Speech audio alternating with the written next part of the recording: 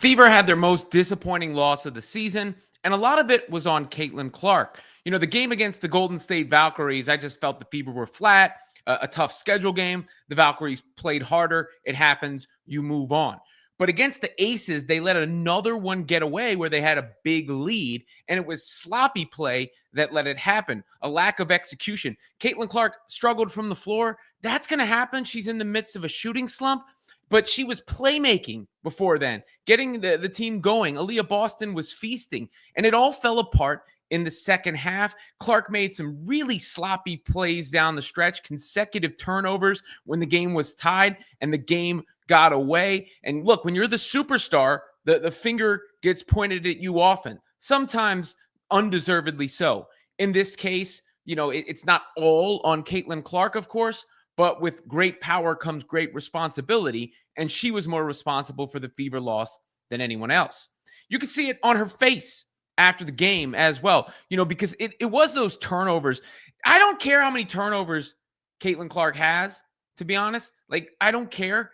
As long as she's producing, it's not to me about how many turnovers, it's how they happen and when they happen. That is the issue with the turnovers when it comes to Caitlin Clark. And in this case, they were backbreaking because Kelsey Mitchell had sort of fought them back into the game. And I think she hit a three to tie it.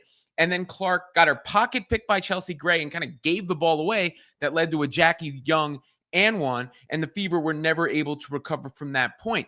They rely so heavily on Caitlin Clark, more so than probably any team on any one player. And you could put that on the roster construction. You could put that on the coaching. Where is DeWanna Bonner when you talk about the signings? Why are they feeding Natasha Howard on the block in some of these possessions? What's going on there? Those are head-scratching issues. But at the same time, Caitlin Clark needs to be better. It's as simple as that. And she would tell you that. In fact, she did talk about that. She talked about the way things sort of fell apart in the fourth quarter, and you could see in her demeanor that she's putting a lot on herself. I think the little things, we've kind of just shot ourselves in the leg consistently doing that.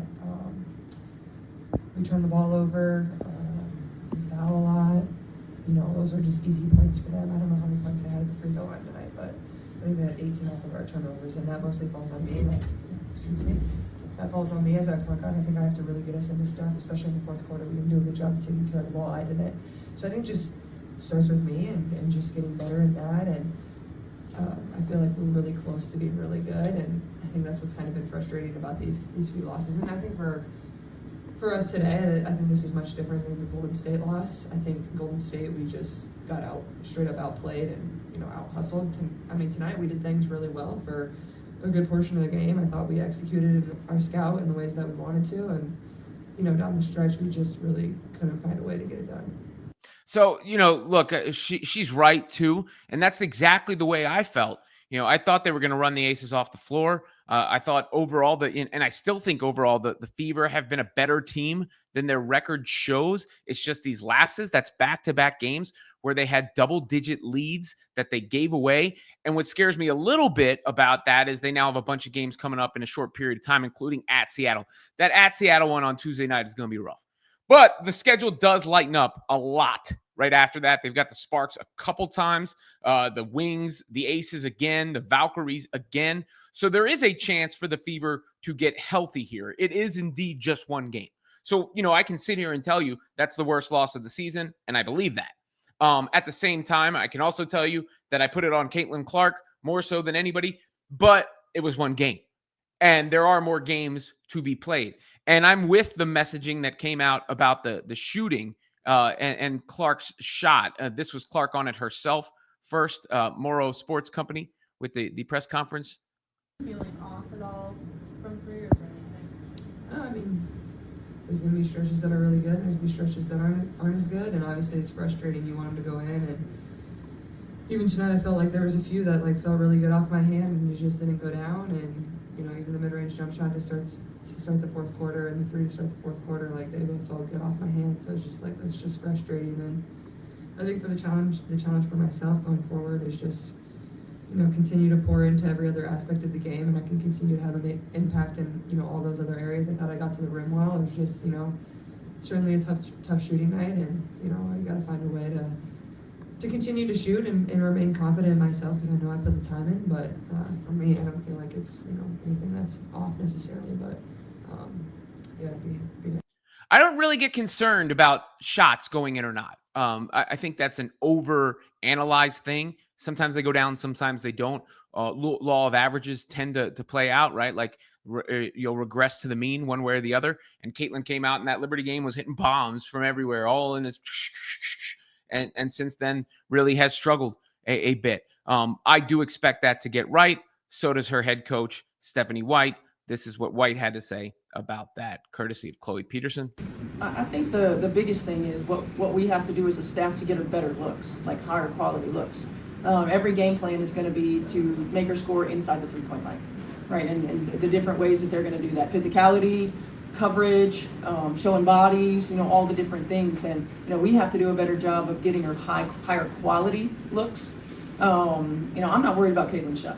Caitlin's shot is going to be just fine. The thing I'm worried about is our 18 turnovers for 28 points.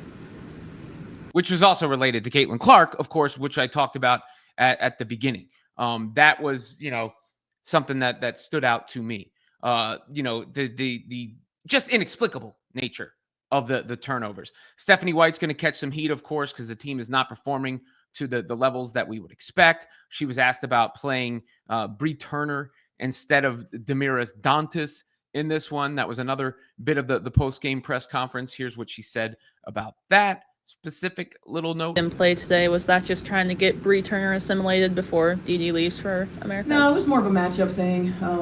It was more of a matchup. I like Bree Turner's length and defensive ability on Asia, or when we had to get into some switches.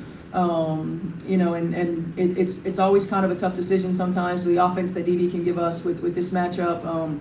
And sometimes it is as simple as just it's matchup driven.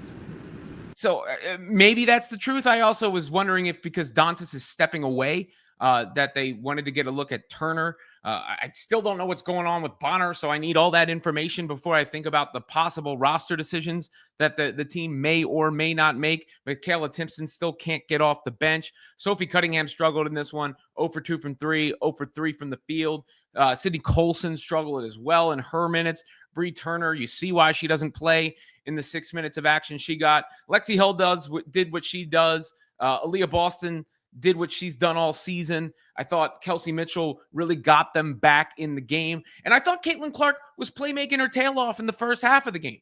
Like I thought she was playing great despite the struggles. But things fell apart in the second half. And that's the second consecutive time things have fallen apart in the second half. And eventually these things catch up with you. When you lose games that you should win and you continue to struggle and it becomes a skid. So they got to turn it around, and they got to turn it around fast. In this case, the worst fever loss of the season to me, and maybe the worst performance I've seen from Caitlin Clark, especially in that second half.